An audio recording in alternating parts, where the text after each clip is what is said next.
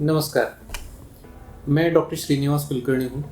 मैं Sahyadri super speciality hospital Hadapsar में medical oncologist यानी कि कैंसर विशेषज्ञ के तौर पे कार्यरत हूँ।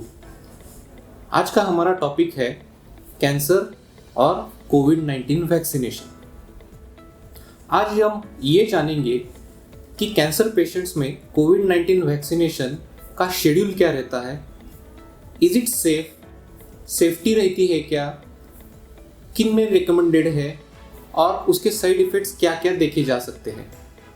नेशनल कॉम्प्रिहेंसिव कैंसर नेटवर्क कि जिसे हम NCCN कहते हैं, उसके मुताबिक कैंसर पेशेंट कोविड-19 वैक्सीनेशन के लिए एक प्रायोरिटी है। कैंसर पेशेंट्स जो प्रायोरिटी कहलाते हैं वो है जिनमें एक्टिव कैंसर है या जो पेशेंट्स एक्टिव कीमोथेरेपी ट्रीटमेंट पे है। तो जो पेशेंट्स एक्टिव कैंसर ट्रीटमेंट पे है, मैं सिर्फ कीमोथेरेपी नहीं बोलूँगा, कीमोथेरेपी के साथ साथ जो पेशेंट्स टारगेटेड थेरेपीज, इम्यूनोथेरेपीज और रेडिएशन थेरेपी पे भी है, वो भी कोविड-19 का वैक्सीनेशन बिल्कुल सेफली ले सकते हैं। जब हम कोविड-19 वैक्सीनेशन के बारे में बात करते हैं कैंसर पेशेंट्स में कि जो ट्रीटमेंट पे है, तो ब्रॉड तरीके से हम लोग कैंसर पेशेंट को 3 हेडिंग के अंडर डिवाइड करते हैं। पहला है patients with solid malignancies. Solid malignancies मतलब क्या कि जो ब्रेस्ट कैंसर पेशेंट्स है, लंग कैंसर पेशेंट्स है या कोई भी गायनेकोलॉजिकल मैलिग्नेंसी के पेशेंट्स है, वो पेशेंट्स। दूसरा है cancer patients with liquid malignancy. तो ये लिक्विड मैलिग्नेंसी मतलब क्या, तो हम लोग 3 मेन तौर पे लिक्विड मैलिग्नेंसी कहते हैं। वो है ल्यूकीमियाज, लिम्फोमाज एंड माइलोमाज। और जो तीसरा हम लोग डिवाइड करते हैं तो वो है ऐसे पेशेंट्स कि जो बोन मैरो ट्रांसप्लांटेशन या स्टेम सेल ट्रांसप्लांटेशन हो चुका है या जिसके अंडर जा चुके हैं। जब भी हम लोग सॉलिड मैलिग्नेंसी की बात करते हैं कि जो पेशेंट्स ट्रीटमेंट पे है और उनमें कोविड-19 वैक्सीनेशन का सवाल आता है, तो हम लोग ऐसे बोलते हैं कि जो सॉलिड मैलिग्नेंसी के पेशेंट्स रहते हैं कि जो ट्रीटमेंट ऑप्शंस रहते हैं हमारे पास, जो कीमोथेरेपी है, टारगेटेड थेरेपी है या इम्यूनोथेरेपी है, इनमें ऐसे स्पेसिफिक कोई रिकमेंडेशन आज तक बनी हुई नहीं है। जो भी चीज़ें हैं वो अवेलेबल डेटा के बेस पे है और हम लोग ये कहते हैं कि you can take the vaccination as soon as it is available. मतलब क्या, तो आप अगर कीमोथेरेपी ट्रीटमेंट पे है तो what is the ideal time to take the vaccination. हमें 2 कीमोथेरेपी के साइकिल के बीच में वैक्सीन लेना है या कीमोथेरेपी के दौरान लेना है। There are no established guidelines as such. हमें ये देखना है कि हम सेफली वैक्सीन कब ले सकते हैं और वैक्सीन अवेलेबल कब होता है। तो एज हमें सेफ्टी और एफिकेसी का data based on the duration of chemotherapy और रिलेशन टू द कीमोथेरेपी नहीं है, हमें ये देखना है कि हमारी कीमोथेरेपी के दौरान हम लोग वैक्सीन तब ले सकते हैं जब भी वो अवेलेबल हो। तो हम ये कहते हैं कि अगर पेशेंट वीकली कीमोथेरेपी पे है तो हम लोग कहते हैं कि 1 हफ्ते के एग्जैक्टली बीच में ले लीजिए। मतलब कीमोथेरेपी का डोज होने के बाद 3-4 दिन के बाद ले लीजिए, ताकि वैक्सीन के साइड इफेक्ट्स भी कोई आते हैं तो भी वो 1-2 दिन में हम लोग उसके साथ टैकल कर सके, so that we will be prepared for the next dose. 2 weekly या 3 वीकली की जो कीमोथेरेपी के प्रोटोकॉल्स रहते हैं उसमें ऐसा सवाल नहीं आता है, क्योंकि आपको 2 साइकिल के दौरान काफ़ी समय मिलता है।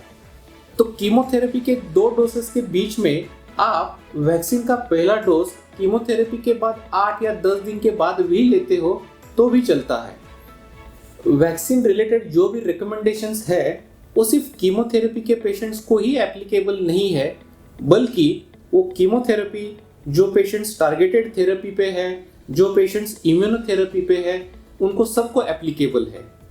जिन पेशेंट्स की रेडिएशन थेरेपी चल रही है उन पेशेंट्स में भी there are no specific recommendations. आपको वैक्सीन तब लेना है जब भी वो इजीली आपको अवेलेबल हो। आपको कैंसर रिलेटेड अगर कोई भी सर्जरी करानी हो तो सर्जरी और वैक्सीनेशन ये दोनों के दौरान कितना गैप होना चाहिए ये बिल्कुल भी रिकमेंडेड या वैलिडेटेड या एस्टेब्लिश्ड नहीं है। तो हम लोग ये कहते हैं कि there should be a gap of at least few days कुछ दिनों का गैप आपके सर्जरी के और वैक्सीनेशन के बीच में होना चाहिए, क्योंकि आप सर्जरी के तुरंत बाद वैक्सीनेशन लेते हैं तो वैक्सीनेशन से जो साइड इफेक्ट्स पैदा होते हैं, से फॉर एग्जांपल फीवर, हमें ये समझ में नहीं आएगा कि वो जो फीवर है इज इट सर्जरी रिलेटेड और इज इट वैक्सीन रिलेटेड। सो हम लोग ये रेकमेंड करते हैं कि आपको वैक्सीन लेना है तो वैक्सीनेशन और सर्जरी के बीच में कुछ दिनों का गैप जरूर रखिए। तो ये कुछ दिनों का गैप कितना होता है, तो ऐसा स्पेसिफिक वो भी रिकमेंडेशन नहीं है। हम लोग ये कहते हैं कि आप सर्जरी के बाद अगर वैक्सीन ले रहे हैं तो सर्जरी से थोड़ा सा रिकवर होने के बाद ले लीजिए। अगर वैक्सीनेशन हमें सर्जरी के पहले लेना है तो एक 8 या 10 दिन पहले ले सकते हैं, ताकि वैक्सीन से जो साइड इफेक्ट्स होने वाले हैं उससे हम उभर कर सर्जरी के लिए सेफली आगे बढ़ सके। तो अभी हम वैक्सीनेशन और लिक्विड मैलिग्नेंसी के बारे में बात करेंगे। तो लिक्विड मैलिग्नेंसी में वैक्सीनेशन 2 ही ऑप्शंस अपने पास रहते हैं। एक तो इफ नॉट कॉन्ट्राइंडिकेटेड, वैक्सीन जब भी अवेलेबल है तब ले लेना है। नहीं तो अगर कीमोथेरेपी चल रही है पेशेंट की for liquid malignancy such as acute leukemias, तब आपका जो WBC काउंट कम हो जाता है ड्यूरिंग कीमोथेरेपी, वो आपका WBC काउंट जिसे हम बोलते हैं कि ANC एब्सोल्यूट न्यूट्रोफिल काउंट की रिकवरी के बाद सेफली लेना उचित रहेगा। सो लिक्विड मैलिग्नेंसी में वैक्सीनेशन के सिर्फ 2 ही रिकमेंडेशंस है। इफ नॉट कॉन्ट्राइंडिकेटेड, वैक्सीन जब भी अवेलेबल है तब ले लेना है। नहीं तो आपका जो न्यूट्रोपिनिया है, जो लो WBC काउंट है या लो एब्सोल्यूट न्यूट्रोफिल काउंट है, उसका जैसे ही रिकवरी हो जाएगा आपको वैक्सीन ले लेना है। और तीसरी कैटेगरी जो मैंने आपको बताई कैंसर पेशेंट्स की, those who are eligible for vaccination, वो ये है कि जो पेशेंट्स बोन मैरो ट्रांसप्लांटेशन या स्टेम सेल ट्रांसप्लांटेशन के बाद का वैक्सीनेशन का प्लान करते हैं।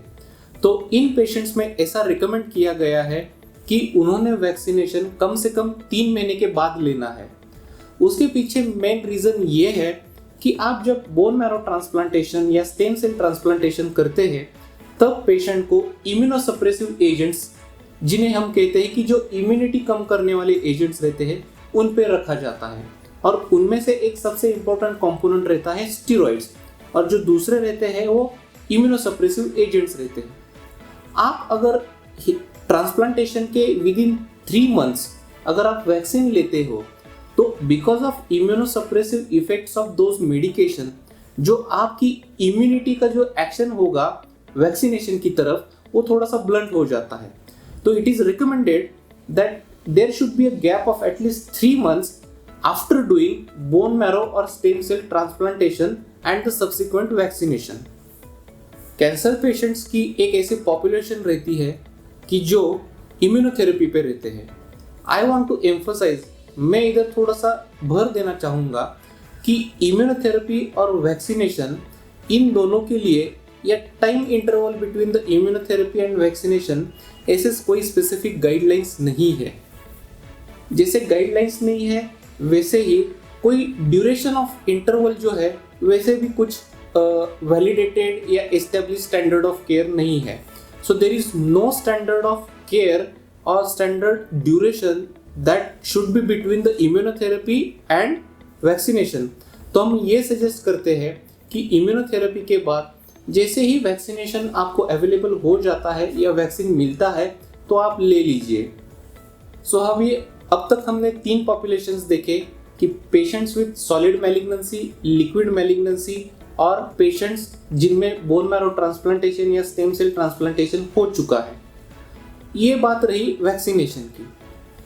मोर इम्पोर्टेंटली ये चीज़ भी है कि जो कैंसर पेशेंट के साथ रिलेटिव्स रहते हैं, जिन्हें हम केयर टेकर्स कहते हैं या क्लोज कॉन्टैक्ट्स रहते हैं, ये भी हाईली रिकमेंडेड है कि along with the cancer patients these care takers और क्लोज कॉन्टैक्ट्स, उन्होंने भी वैक्सीनेशन जैसे ही अवेलेबल हो जाता है वैसे लेना चाहिए।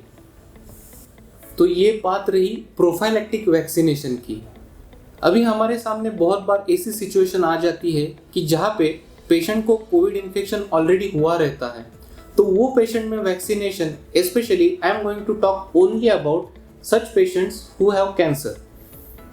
तो जो पेशेंट कैंसर के मरीज है उनमें अगर कोविड इन्फेक्शन हो चुका है तो उनमें ideal time to take the vaccination तो ये है जब भी वो उनका आइसोलेशन पीरियड खत्म करते हैं, से फॉर एग्जांपल मोर देन और इक्वल टू 20 डेज का, तो उन्होंने उसके बाद में ही वैक्सीन इमीडिएटली लेना है। अभी अपने समाज में एक कॉमन धारणा है कि कैंसर के पेशेंट्स में जो इम्यूनिटी रहती है वो एक तो कैंसर की वजह से या कैंसर की ट्रीटमेंट की वजह से कम हो जाती है।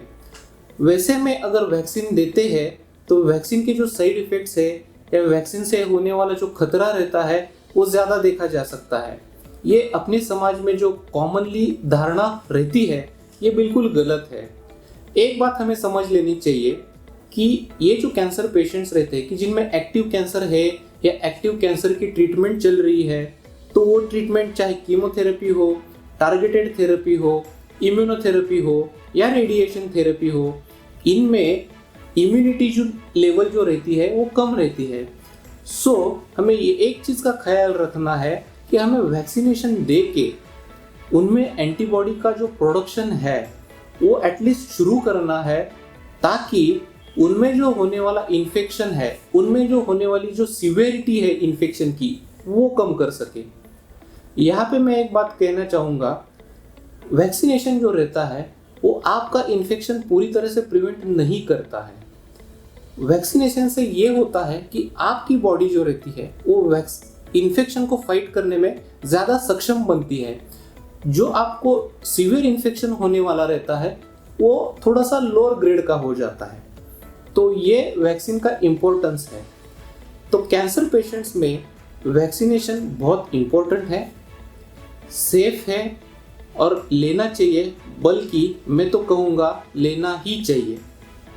आखिर में मैं इतना ही कहना चाहूँगा, अगर आपने वैक्सीनेशन भी लिया है तो आपको मास्क पहनना अनिवार्य है, आपको सोशल डिस्टेंसिंग के नॉर्म्स फॉलो करना ज़रूरी है।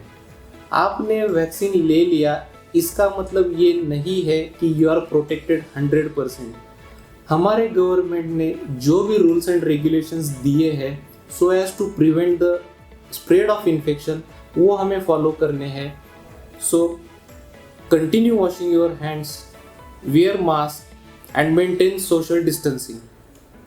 सो आज के टॉपिक से रिलेटेड आपके मन में अगर कोई भी क्वेरीज है, क्वेश्चंस है, तो उन्हें कमेंट बॉक्स में हमसे पूछना ना भूलिए।